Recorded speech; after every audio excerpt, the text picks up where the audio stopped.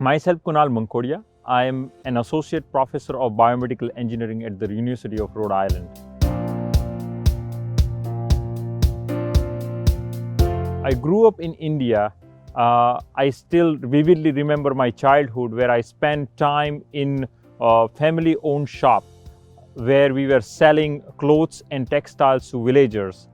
And let's fast forward a bit to my PhD time when I stumbled upon a research with smart textiles.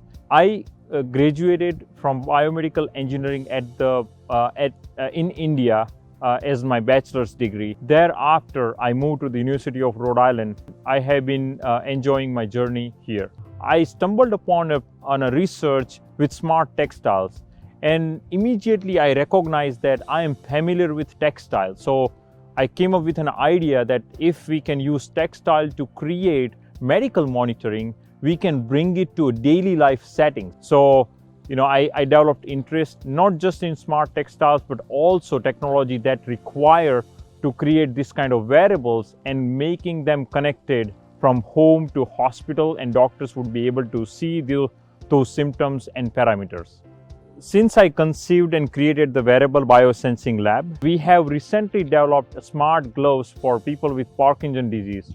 And these gloves are integrated with the textile sensors that allow you to measure movement symptoms in Parkinson disease. So doctors would be able to diagnose the Parkinson disease as well as they can understand whether their treatments are working or not. My learning philosophy is inspired from a Chinese proverb. I hear, I forget.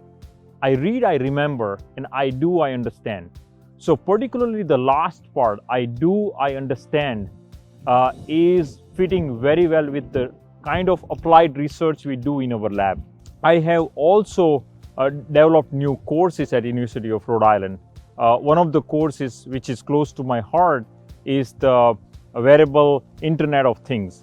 This particular course allowed students to create projects for particular problems in healthcare. I have been designing K-12 short courses on hardware programming, and particularly recently we offered a course on Zoom during the COVID pandemic, during the weekend, that the students who are age of 8 to 13-year-old were taught how to program microbit, and eventually they designed a program for a mobile robot, and that was a really proud moment for me.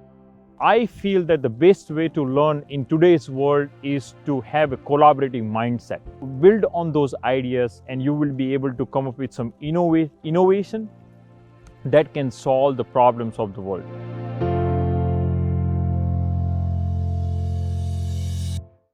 My name is Karen LaPointe, and on behalf of the URI Foundation and Alumni Engagement, I'd like to welcome you to today's program. Our Faculty Office Hour series allows us to virtually stop by a professor's office for a chat about their teaching and research.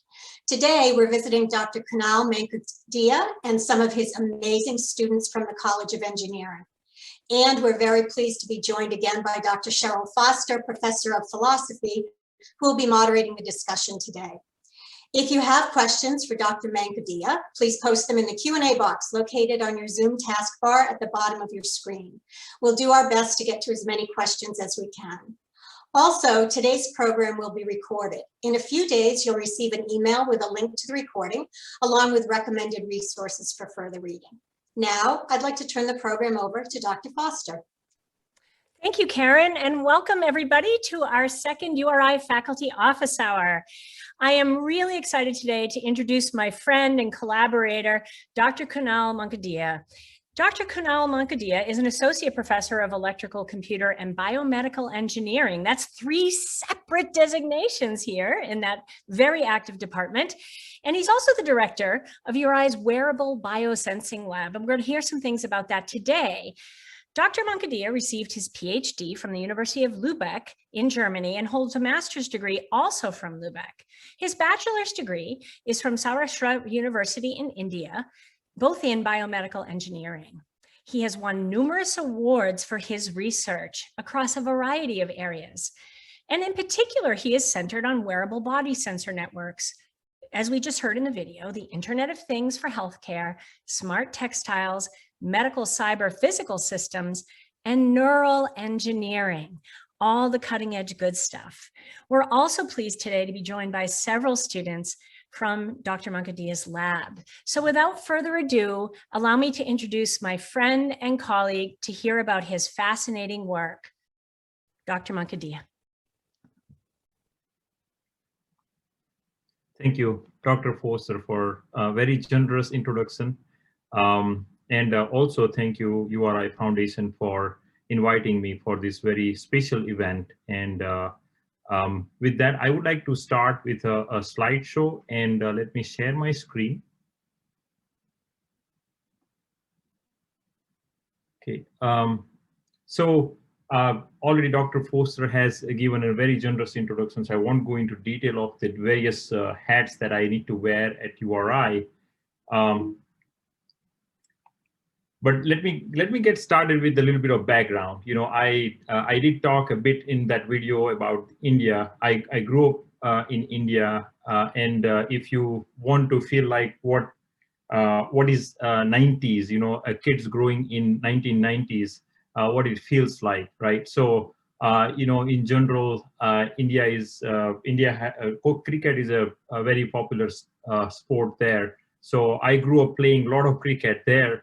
The middle part, you see this photograph. It is my high school funded by government, and you know, I come from a middle class family in India. So we had a family owned clothes shop. You can see my father and uncle selling clothes there. So I had spent times selling clothes during my childhood.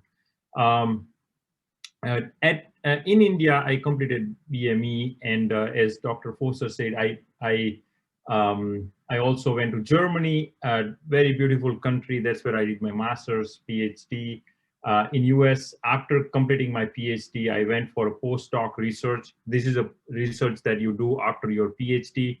Then I joined the University of Rhode Island. So when I arrived at the University of Rhode Island, you know, I wanted to materialize my ideas. So I had a lot of different kind of ideas in a healthcare domain, that how I can, you know, start to create from scratch and then apply those ideas in the real world. So particularly smart textile was close to my heart. So we have worked a lot in a smart textile. So essentially what smart textiles are is that you create sensors and integrate those sensors into textile materials. Here it is shown on the gloves. It can be also in t-shirts and other wearable objects, essentially.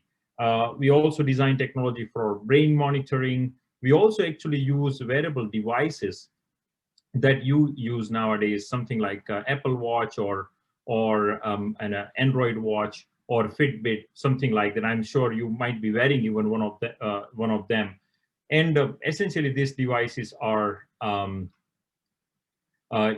having a lot of sensors. So how you can actually use those sensors for making informed decisions about maybe health, wellness, also can be about the disease management. We also design our own wearables in our lab. 3D printed prosthetic is one of our research areas that we like to gain more understanding of how you can use 3D printing technology for creating affordable prosthetics. And very recently, we have gained a new interest in designing wearables for infants and neonatal population. With the Wearable Biosensing Lab here, what we want to do is that we want to build a team of diverse talents and you know, future leaders who can design human-centered wearables and health technologies. And particularly in this part, we would like to invite you know, patients, caregivers, clinicians, healthcare workers to play an inclusive role. We want to learn from them, and we want to hear their voice in making this technology more meaningful and efficient. And at the end, that means that we would like to serve global citizens with our health technology that we develop. You know, let me show you a very brief example of a wearable technology that we create in our lab. And one of the patient with Parkinson's disease, Andrea Hopkins, talks about this. My name is Andrea Hopkins. I'm 71 years old. 15 years ago, I was diagnosed with Parkinson's disease. Andrea uses an app on a tablet which connects to the smart glove wirelessly. After the connection is successfully established, the app guides her to perform specific movement tasks. The smart glove has several high-resolution stretch sensors which can pick up fine-grained symptoms present in the hand and fingers. The glove data is sent to the tablet for storage and analysis. Since the smart glove app is connected to the internet, physicians can see the progress remotely. The smart glove could potentially reduce the number of clinical visits for patients in the future. There's no cure for Parkinson's, but medications do address the symptoms. And that's why sensors give the doctor critical information that helps to know whether or not the medications are working. So first of all, I'm very thankful to Andrea Hopkins. You know, she's a very she's an amazing person, as well as it is very helpful for us to gain an understanding of how the people with Parkinson's disease feel and how what is their daily life looks like. So we learned a lot from this kind of conversations. You must be wondering that the wearable technology and how it can be made. You know, if you are wearing it, it must be made somewhere, and it must be starting somewhere. So I would like to kind of give you an overview of what kind of ingredients in this kind of wearable technology would be there when they are in a development phase. And that's what we do. We develop this technology from scratch, and then we take it to the next level. So if it is a project, you know, what kind of elements out there? So they would have sensors and actuators. We need to work on textile design. We need to create circuits for that. Also, those devices need to be connected to internet, so the data can be communicated. We need to do a lot of programming. We also need to understand users, and based on that, we need to create designs. The data analytics is important because doctors or even patients themselves need to make some important decisions out of the data.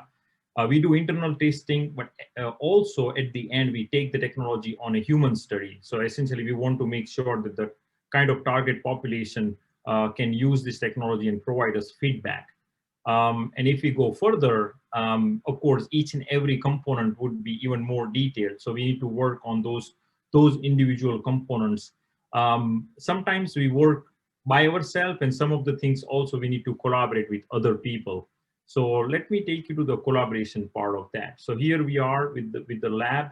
So at the University of Rhode Island itself, we work with a lot of other departments, and university is a vast population we have here, and so many different departments. So we get an opportunity to work with the people from a different expertise. We work closely with Rhode Island Hospital and many different departments over there. We also work with RISD. We work with Brown University. We also work with the many other organizations that are focused with the Rhode Island's economic development as well as the K-12 education.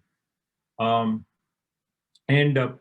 me put even face to this collaboration now. And we need to bring a mindset from a different perspective. For example, we are not clinicians. We don't have a medical degree. So we need to actually collaborate with them to understand real problems. So we work with physicians. We work with clinicians, a lot of clinicians actually, and we work on weekly basis. We have, not just weekly meetings, but we also go and meet with them on the sites. Because of COVID, it is getting a little bit more difficult, but still we have been actually enjoying the experience of working with them. Engineering is a very broad field. So we work on biomedical engineering, but also we need to work with other engineering expertise. So we work with a lot of professors in that area. Textile design, very important area for us because we need to understand how the textile sensors can be built and also integrated within the materials. So we work with textile designers. Entrepreneurship is the area where we are very interested because we also want to see our technology grow from research prototype to a product in the future. So we actually talk with the experts in entrepreneurship. And lastly, and very important also, is that we would like to excite students in their schooling, and how they can actually understand the value of engineering, science, technology, mathematics, even arts and design as well. This doesn't happen simply, so we need to write a lot of grants to fund this kind of research, but also it is an important part of our work, and and that's what drives the innovation at the end. We don't keep our technology just to our research lab. We always are interested in bringing this technology development and learning to the classes. So I have created a number of courses that are project-based and hands-on learning, and essentially we have created curriculums that allow students to actually come up with the innovative idea, and they can create their first prototype by themselves within the lab with the mentorship. So that's what we have been doing for last several years, and we have been hearing a lot of positive feedback from students who are now alumni, and they get jobs, and they send us emails and tell us that how important this kind of learning was for us. So we feel very happy about that we did that way.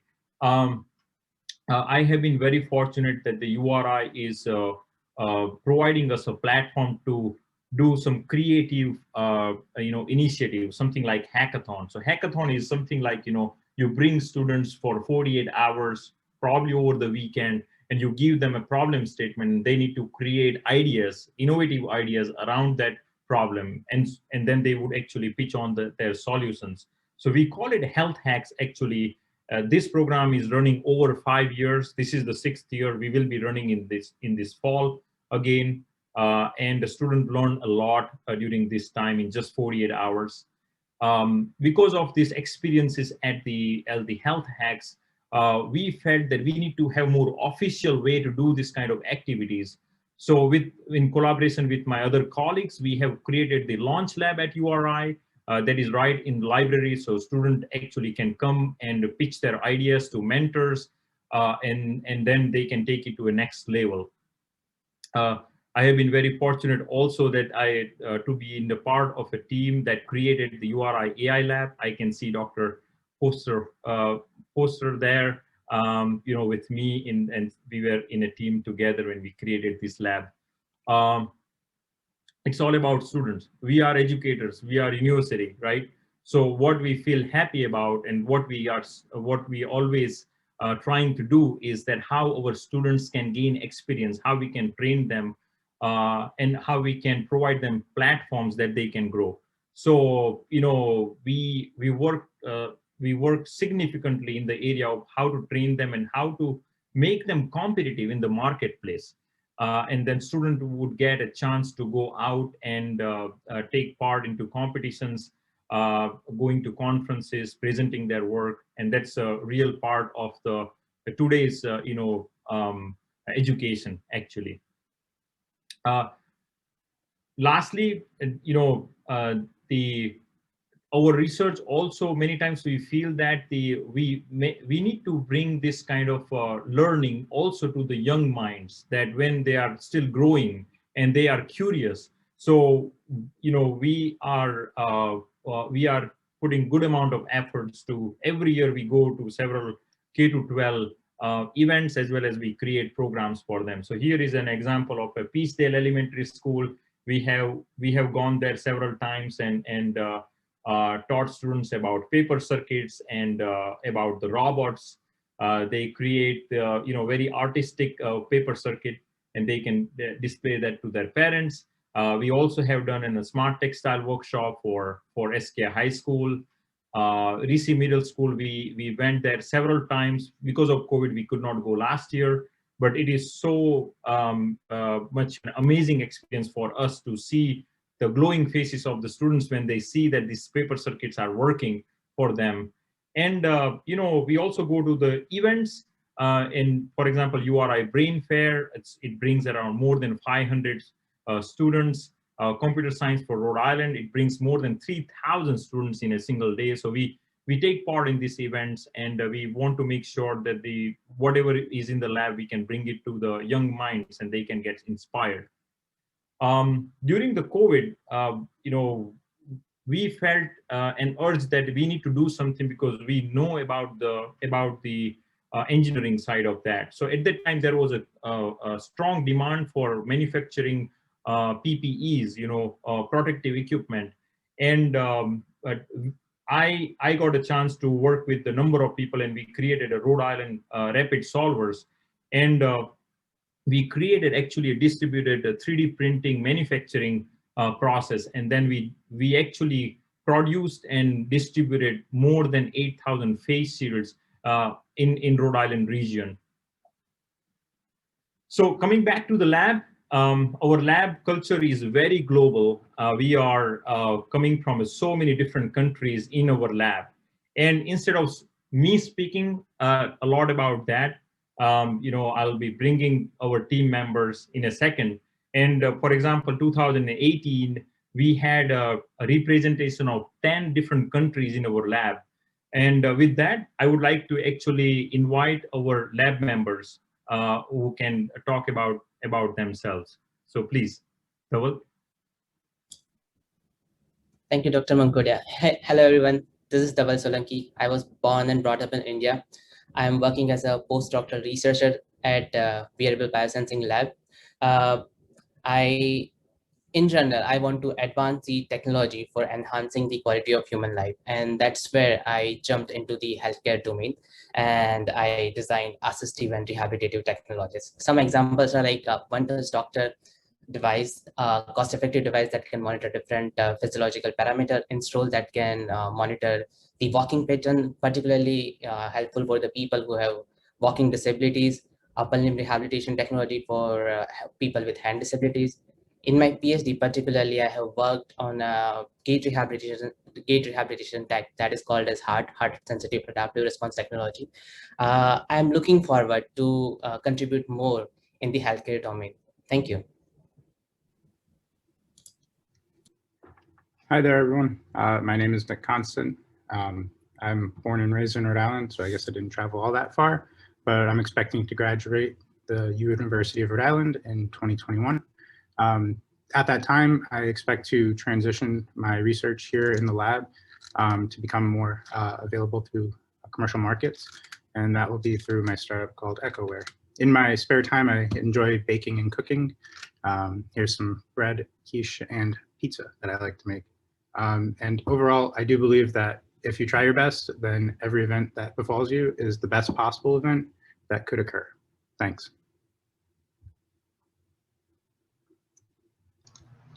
Hello, everybody. I am Gözde K, and I am a fourth-year PhD student here working in the Wearable Biosensing Lab with Dr. Kunal Mankodiya. I was born and raised in Turkey and graduated from Abantizet Baysal University with the Electrical and Electronics Engineering bachelor degree. Then I have been awarded with the scholarship from Turkish Ministry of National Education to study overseas.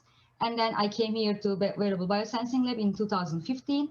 My research focuses on using the technical embroidery machine to create wearable technologies, such as the smart chest pads for the babies to vital signs monitoring, and also the smart mattresses for the monitoring the different sleep patterns. In my spare times, I love reading and writing to keep my motivation on. Thank you.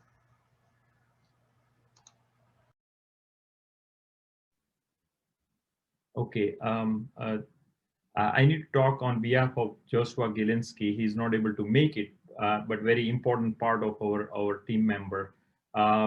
Josh actually coming from a very diverse background, and he's from actually New England area. He has done computer science from URI, and now he has joined us as a PhD student in electrical engineering.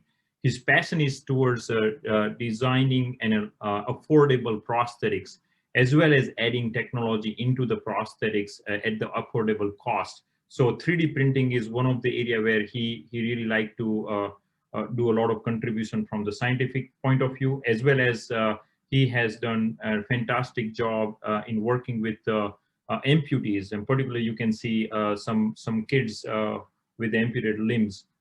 in Colombia. So he put an extreme amount of effort in that area. And now he's actually working into a lower limb amputee. So he's creating prosthetics with the sensors embedded into that, and also he's creating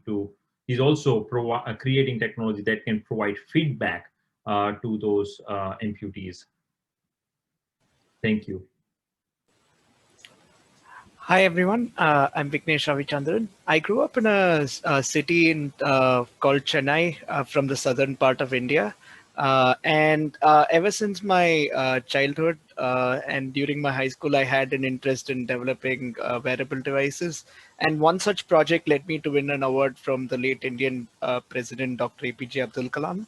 And shortly after that, I pursued my undergraduate degree in electrical engineering. And after working in a biomedical research lab in the city, I applied for grad school in electrical engineering under Professor Kunal Mankodiya. And here I got to work on Parkinson's assessment gloves and developing an IoT system for that, and also a COVID symptom monitoring face mask project. Presently, I've been accepted into the interdisciplinary neuroscience program for my PhD at URI. And I aim to create empathic biofeedback systems to aid people with neurodevelopmental disorders. Thank you. Good afternoon, everyone. My name is Shajar, and I grew up in a city called New Delhi in India, which is also the capital of the country. I came to US in 2017, where I joined URI as an undergrad student. I completed my computer science and data science degree in May 2020. So recently, last year, I then joined Wearable Biosensing Lab as an undergraduate intern, and presently I'm working towards my MS in electrical engineering degree. My research goals are to develop and design user-centric M-health applications and AI for embedded wearable health devices. Some of the current projects that I work on are PD Aware, which is an iPhone and Android app for patients with Parkinson's disease to assess their quality of life and sleep through wearable and qualitative data. Project Kaya, which is a smart glove app that you earlier saw in our presentation, which is an app that collects data from sensors integrated into textiles, and Carewell, which is an Android app that is an educational app for caregivers of dementia patients. Thank you. Hello everyone, I'm Saba. I was born and raised in Dhaka, the capital city of Bangladesh. I did my bachelor's in computer science from North-South University, Bangladesh, and currently I'm doing my master's in computer engineering from University of Rhode Island. My research focus is on developing user-friendly web-based intervention for epileptic patients. It is about developing a web-based educational portal for people with epilepsy to help them reduce their behavioral stigma within themselves. Yeah, and that was all from me. Thank you so much. Hi everyone, I'm Dan. I grew up in South Kingston and I've lived here my whole life. Right now I'm a sophomore and I'm taking an internship in the lab, and I hope to stay here throughout URI if I can. Right now I'm working on the Smart Gloves project for the Parkinson's diagnosis that Professor Kunal was talking about earlier. And I'm mainly doing browser development and front-end work through what you can see on the bottom left there with the interface.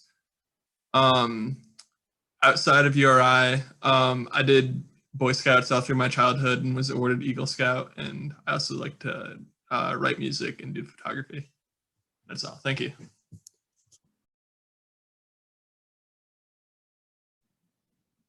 Hello everyone, my name is Afna Al-Takriti. I am originally from Iraq. I was born and raised in Baghdad and I moved to the United States in 2015.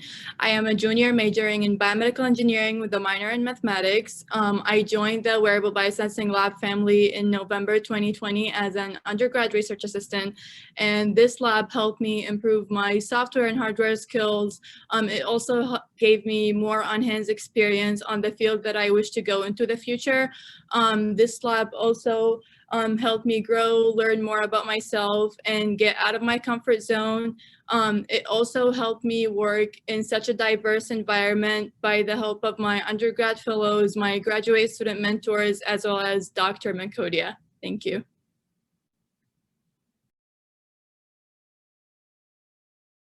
Okay, I'm back now. Thank you, everyone. Thank you, the team, for orchestrating an amazing presentation. Thank you. Our lab is also, doing a lot of fun, not just always research. We are busy, but at the same time, we also do fun. These are the cakes actually recently baked by our team members, and they are getting really good at it.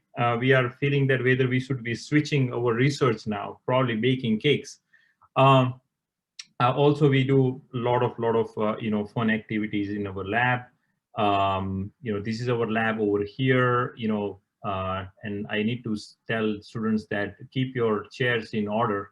Here you can see some students who are so interested in research that they even do social distancing work outside. They take the table outside and work.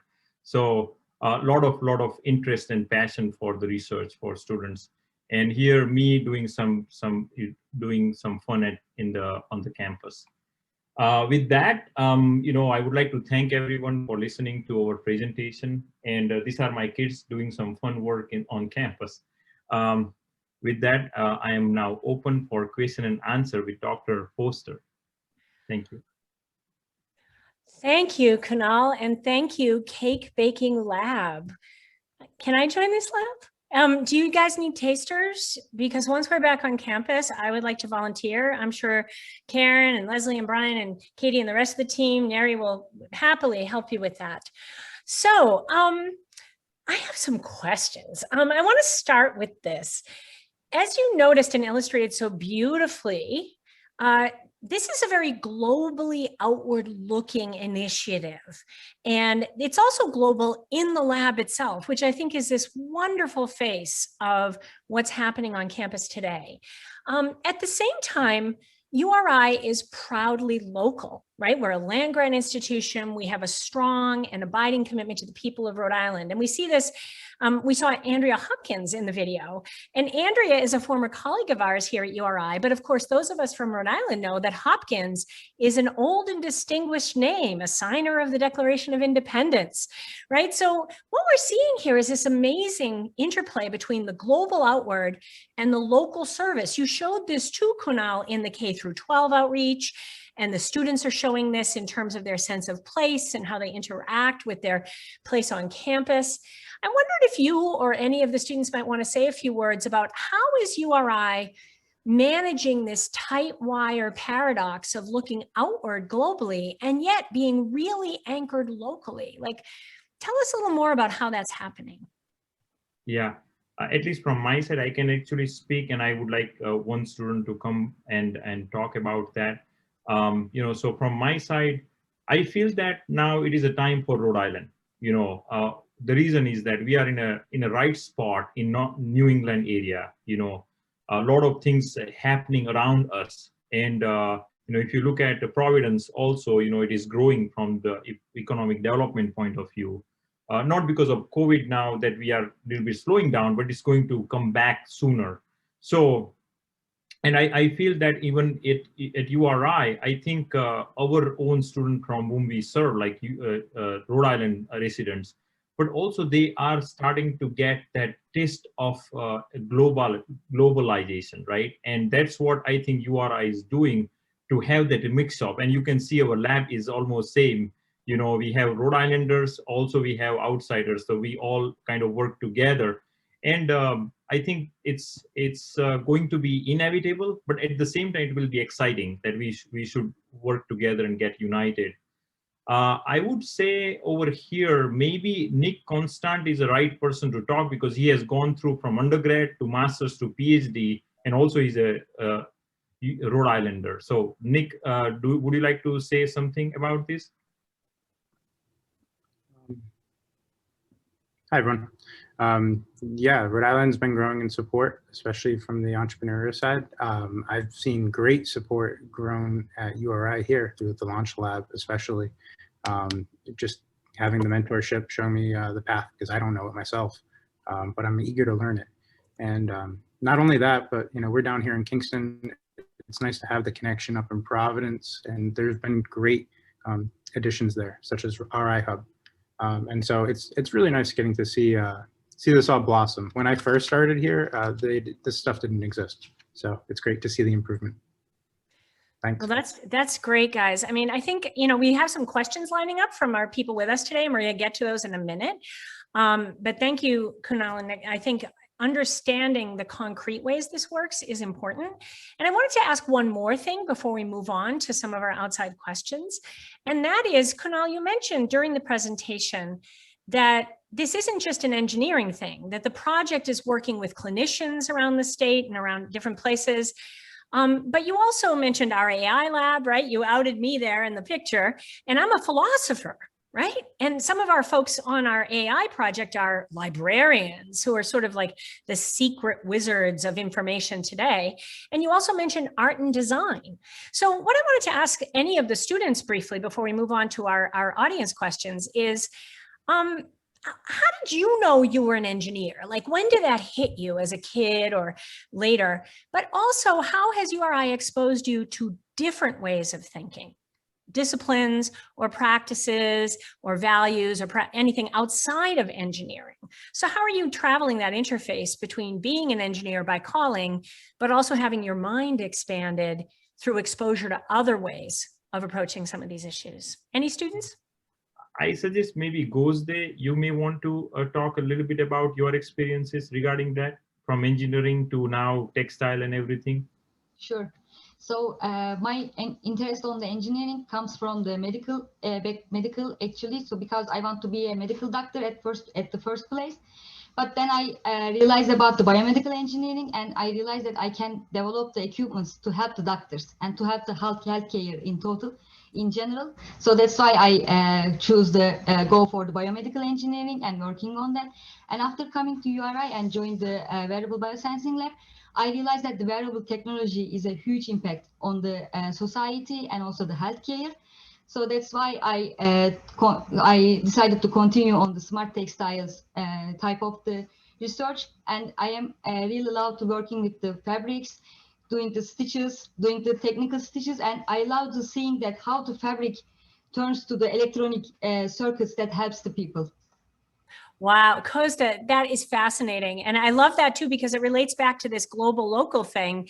URI is known as one of the premier textiles programs in the region and the country. And there are people doing, like people like Martin Bide and Linda Welch doing cutting edge global work as well that intersect science, fashion, society, and even climate change and sustainability. So that's exciting, and good luck to you in your work.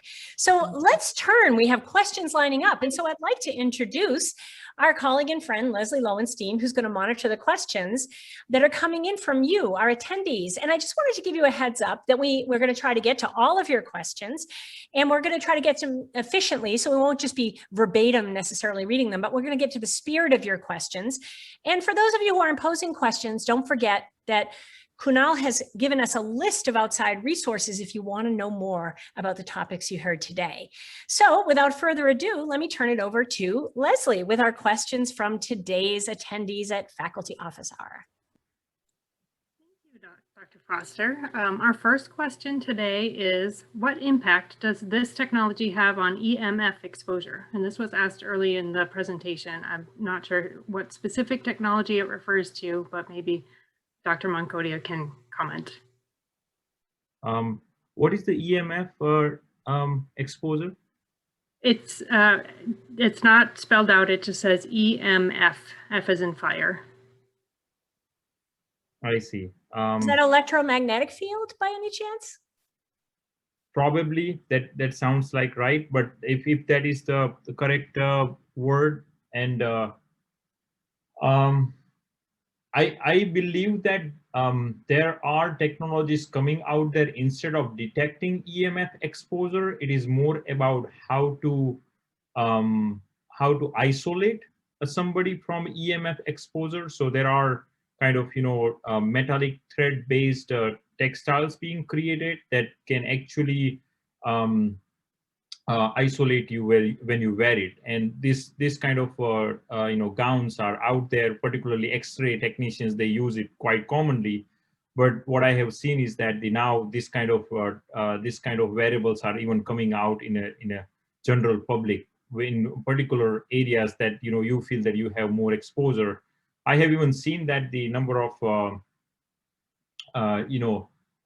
occasions, for example, pregnant women, they normally wear it because they think that the EMF can impact the baby's development. So there are such kind of innovative wearable technologies are coming out in that area. But there is something I don't know about the detection side of that. There on a radiation side, there is a lot of development is happening with the smart textiles, that if it is a radioactive materials and radiations detection on a suit or on a apparel, that is happening a lot. Thank you. We have another question related to textiles. This one asks, will you give some examples of how sensors are integrated into fabric? Yeah, absolutely. That's a so how, let's say what sensor we want to integrate based on that, right? So what you saw an example of in the video,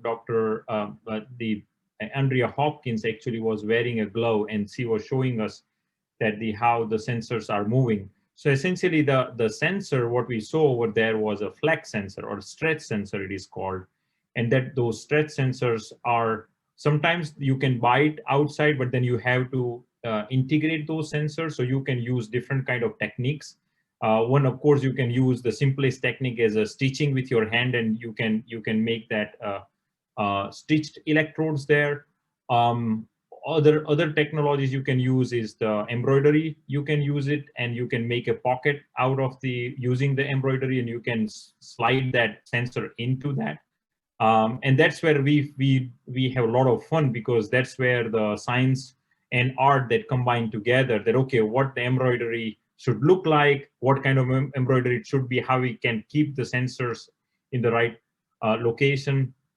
Then if we come down to maybe let's say the different kind of sensors, not just the movement sensing, but if you want to say ECG sensing, which is electrocardiogram, that you see patients in the ICU, they are kind of plugged with a lot of those sensors patches on their body. So in that kind of case, now whether can we do with that can we do this kind of monitoring at home? So you can embed metallic based sensors, and those sensors can be a part of the textiles, and you can collect the data from the t-shirt essentially. And think about people out of the cardiac surgery or cardiac intervention, and they are going back home, and doctor wants to monitor their heart performance, and this kind of technology can be useful.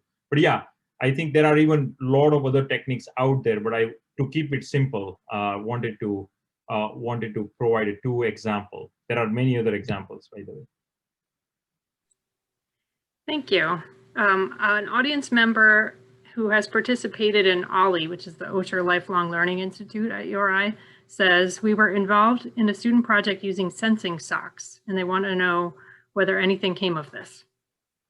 Oh, thank you. That's a fantastic question, actually. And I'm thankful to this question, and thankful to the person who has asked this question.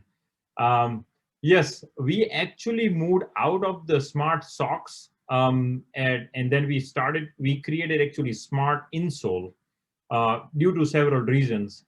Is that the one reason was that the smart socks, we felt that not everybody likes to wear socks, is one thing which we learned. Actually, talking to people in OLLI, OLLI members, we learned that not everybody like to wear smart socks or even a socks. So we needed to find out that what else we can actually design, and we actually thought that the insole could be a better fit.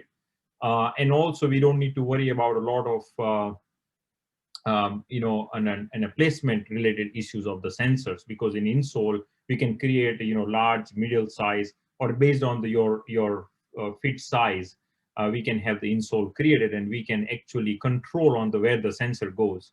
So yes, it is going there. We are actually excited. Because of COVID, we could not do a lot of testing, but we are actually opening up from this summer, and we have a lot of interns. Our lab, what you are seeing right now, around 10 people, will be doubling around 20 to 22 people in summer. And we will be coming back to that insole development and doing testing. I think that it's so cool that you wouldn't have known that a lot of people don't like to wear socks unless the only folks were there helping you develop to refine your research focus, right? And this is the kind of thing where, again, we see this interface between globally outward-looking projects and locally dependent engagement with citizens, with the people of Rhode Island. And I was thinking that too. I don't want to wear socks for a lot of the time, right? But the insole, that's real ingenuity there. So that's a great question. Leslie, do we have some other questions coming in from our attendees today? Yes, we do. We have a comment from someone, but I think it would be interesting to hear Dr. Mankodiya's response. This person says, some of the collaborations offer services to people with disabilities in the URI community that wouldn't otherwise be available. What do you think of that?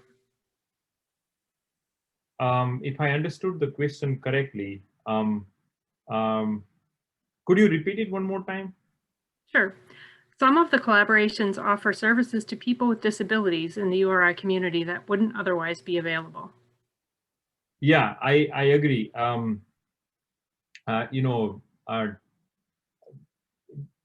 think, at URI, first of all, URI is very strong in helping and providing support to the people with disability.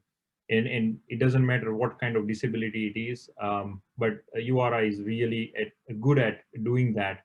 And I do agree that there needs to be more collaborations in the disability area, and that's the reason actually we like to work with the PT and kinesiology department. And in fact, yesterday we just visited a company called Nunnery Prosthetics and Orthotics.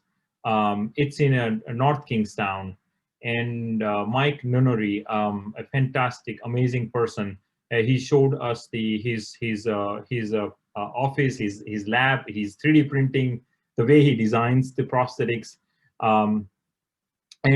So myself, I had Dhaval with me, and as well as Dr. DeAndrea from kinesiology. And we were talking about, okay, on the disability world, particularly people who require prosthetics, what we can do next now, because Mike Nunnery had some ideas, and on our side we say, okay, how we can translate that kind of technology further now. So we are trying to create a project that can help with people with prosthetics. And we don't want to, in that case, we were thinking, we don't want to create a new prosthetic, rather than we want to create something that is helpful in existing prosthetic. This is an example of a collaborative part at URI, and I completely agree that we need to do more collaborations in this area. And collaboration like with the company or with this kind of organizations are very important, because that's where we are community focused, right? We want to work with community. We want to work directly with the people who are facing problems and learning from that. And we create technology that is helpful. And also there is a lot of focus nowadays in globally that you want to also publish your research articles that are more real world problem centric, and then you create solutions around that.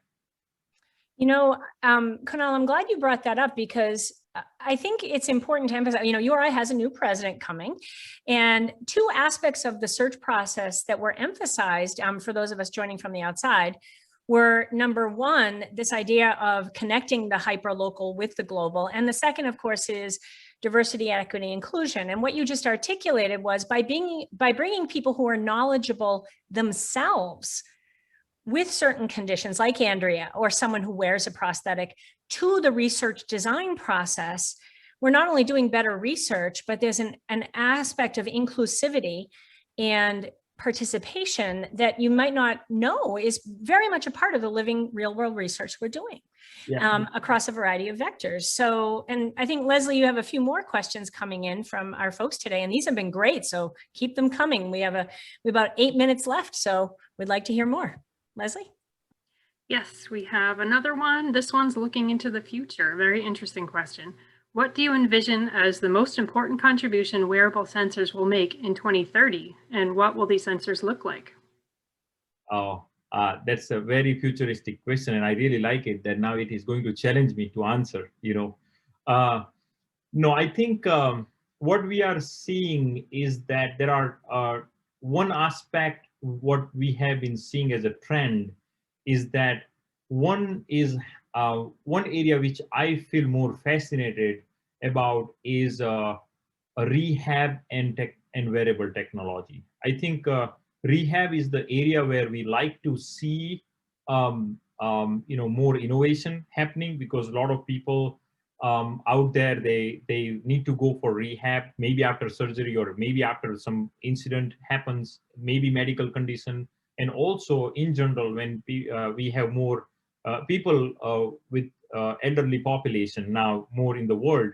So I feel that the wearable technology can provide on a better rehabilitation in a remote environment, because many times what happens is the people with the mobility issues, they need to travel to a clinic for rehab. Now think about, imagine after 10 years or 15 years that you actually come for one visit and then you are given something and you will say, go back home and I would like you to repeat this 3 times a day, and we will get in information about this kind of research, about this kind of movement and intervention. And I see that is a big contribution to the society. Second thing, I would say the wearable technology can be greatly useful also in the area of the emergency responses, where because emergency response is the place where you have to respond in a seconds, and at that time people's cognitive load is really high, and how you actually can provide technologies that the actually emergency responder can act faster to take care of the situation over there. The third aspect, I feel that there is a lot of thing going on right now in current, like at a basic level. I would say diagnostic and intervention optimization. What it means is that, in a simple word, is that whether somebody has a potential to have certain kind of disorder, can the wearable technology predict that, right? Let's assume over here that the Parkinson disease, can wearable device predict somebody would have a Parkinson disease in the future? Or other thing is that, can wearable technology predict that how fast this disorder progress in this person? So based on that, doctors can make an important decision of what kind of medication or what kind of intervention I can give. So I feel that wearable technology will go towards that path, and we have started to see that FDA approvals are happening in certain kind of devices right now, and there are many underground technologies out there that we are not even aware that they are getting actually and approved by FDA for intervention and diagnosis. Great. There is one. We have several more questions, but I think we only have time for one more, unfortunately. We'll have to get back to people maybe outside of this meeting. And so someone has asked if you are doing any research on epilepsy. Thank you for asking that question. Actually, we directly do not work on epilepsy yet. We have one project right now. We are starting with Rhode Island Hospital on epilepsy. It's more about the how you can actually provide an education and training to somebody with the epilepsy and stigma, internalized stigma, and how you can provide a right education that the people living with these experiences and symptoms, that how you can mentally be prepared for such kind of situations. But if a person who is asking this question, if you are looking for more on treatment side, we have my colleagues from our department. They work directly on an epileptic diagnostic side and intervention side of that. So if you can reach out to us via email, we can definitely connect you with those people if you're looking more towards an solution side of the epilepsy. Thank you, Kunal, and thank you, Leslie, for managing the question traffic. We're moving toward our close today, but I think I can peek toward some of these later questions that came in and loop back to where we started. You know, John Eastman raised the question about the ethics of biomedical engineering, gene editing, CRISPR, and things like that. And Kunal, you and I have done a lot of work and thinking together about the implications, the ethical implications of a variety of engineering things, not only CRISPR and gene editing, but also artificial intelligence. And there are, of course, ethical dimensions to that. And that's a difficult thing because within professional ethics, we define right and wrong differently, right? Some folks focus on the outcomes, the greatest good for the greatest number. Other folks focus on adhering to strict moral rules, that there's certain things that are right and wrong, no-go zones. And still other people say we have to judge it situationally and get all the data and think in a more nuanced way. So there are lots of fights out there about what's right and wrong. But one thing I wanted to draw everyone's attention to, and this circles us right back where we started with our questions about wearable tech and about consciousness and even EMF. There's some very interesting research that's just coming out of consciousness studies about whether or not we have misthought the nature of mind. That a lot of what we do in AI, and Kunal and I have talked about this, is thinking about artificial intelligence as parallel to coding, to logic. But the new research, and this is smack in the middle of what you all are doing, students in the lab, is rethinking mind not as a series of logical commands, but perhaps as a way of carrying commands electromagnetically at the level of neuronal activity. And there's a lot of exciting things coming out of research at the interface, again, of engineering, of consciousness studies, neuroscience, and even textiles, as we've seen today. And unfortunately, we're just about out of time for today, but I just want to remind everybody that, Kunal, you've put together a reading list for folks who want to know more about these issues, and I have messaged you a link to a very accessible, readable piece about this new research concerning consciousness and how brain activity and research might be switching. So before we sign off, Kunal, I just wanted to ask you if you wanted to briefly wrap up or mention anything that you want to think ties anything all together before we transition to the end of our session today. Thank you, Dr. Foster, and it is very important topic you just described, that the AI and ethics and other aspects of that. It's a very delicate areas, and human mind is complex, and we are always curious. I would say from our side, because we are in research domain. And we go through all the ethical trainings and everything whenever we need to do research. How it's going to apply in the future, it's going to be definitely and discoveries and explorations. So I'm definitely excited about that, and future is very bright for our students, for other people as well, that we need to learn more and more about these things. And technology is out there not to replace human, from my point of view. Technology is out there to assist us, is augment us in a way that we can perform better, we can actually live our life better, and that's what we try to do in our lab and in our developments. Thank you. Thank you, my friend. And Deval said that so well at the beginning as well, that what we're doing is to enhance and to assist human life and the life of our planet and the life of other animals that we inhabit as well. Well, thank you, Kunal, for a wonderful and fascinating thing. And thank you especially to all our students and lab members. Don't forget to invite us for cake. To everyone who joined us today, thank you so much. Fabulous questions. As John Eastman said, do we even have free will? Maybe that's a session for next year. For now, thank you everybody for joining us. Within the next few days, you'll receive an email with a link to today's recording, along with Kunal's recommendations for further reading.